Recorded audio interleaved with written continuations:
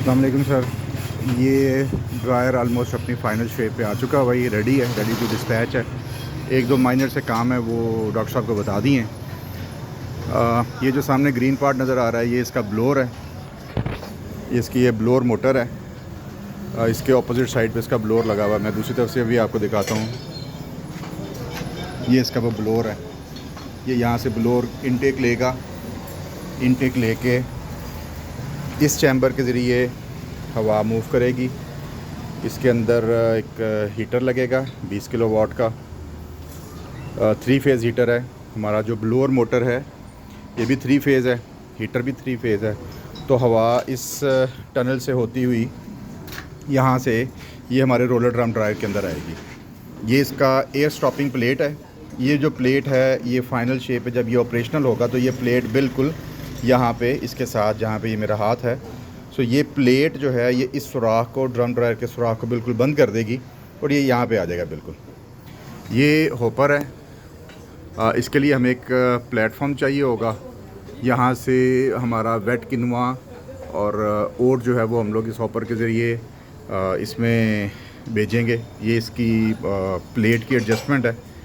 जो एक दो चीज़ें थी इसमें वो इनको हमने डॉक्टर साहब को और उनकी टीम को बता दी हैं, वो फिक्स आउट कर लेंगे। बाकी इन्होंने अपनी तरफ से शार्प एजेस सारे कवर कर दिए हुए हैं।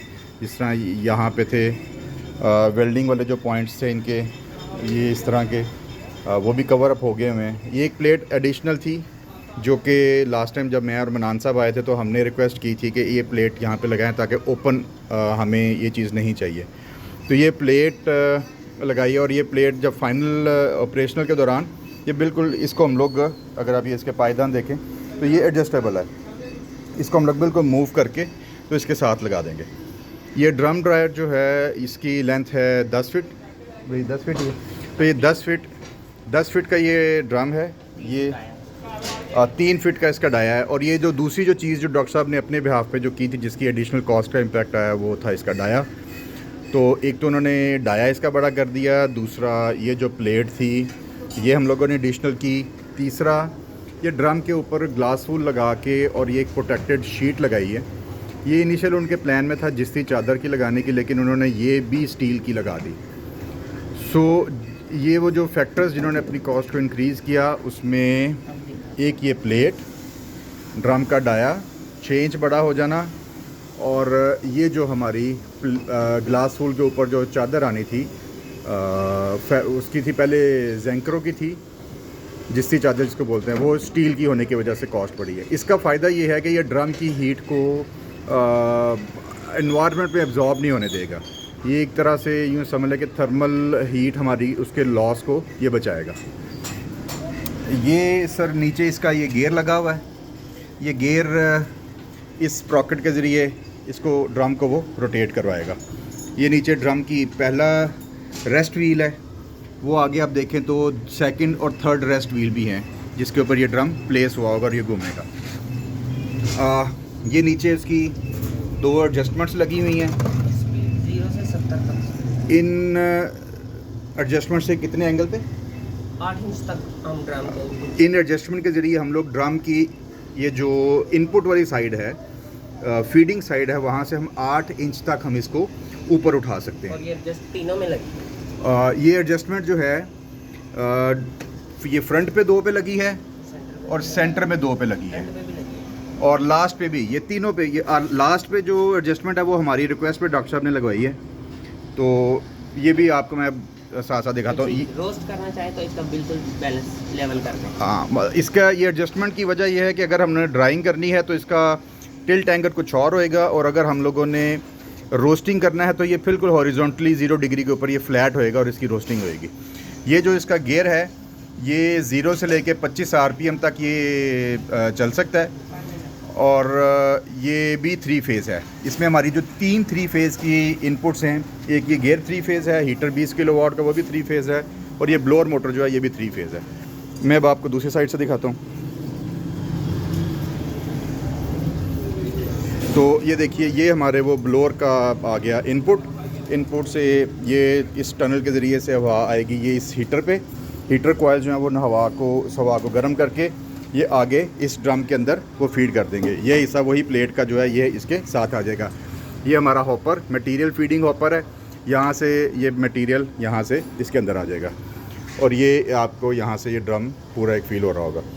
ये इसके इधर भी ये पहला इसका स्पोर्टिंग व्हील है, वो आगे दूसरा है और वो तीसरा है। और ये नीचे इसके रेस्टिंग बोल्ट्स आप देख लें जो कि एडजस्टेबल है हाइट।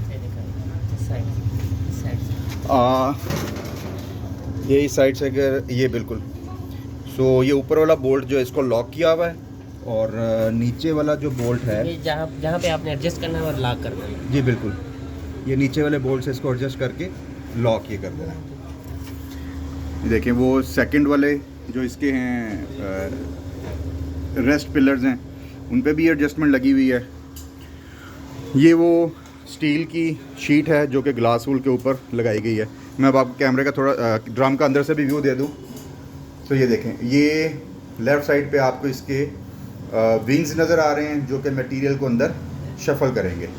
ड्रम को ऑपरेट करने से पहले, हमारी ऑपरेशन होने से पहले इसको हम लोगों ने मुकम्मल तौर पे साफ़ करना है। उसके बाद ये हमारे लिए ऑपरेशनल है।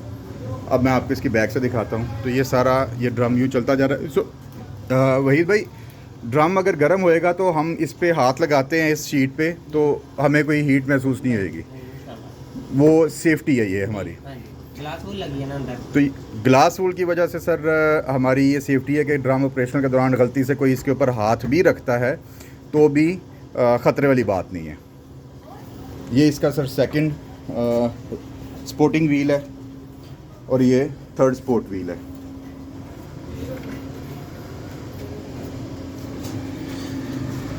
ये बैक साइड है। बैक साइड से ये जब हम लोग लास्ट विज़िट पे आए थे मेहर मनान साहब तो ये बिल्कुल ओपन था।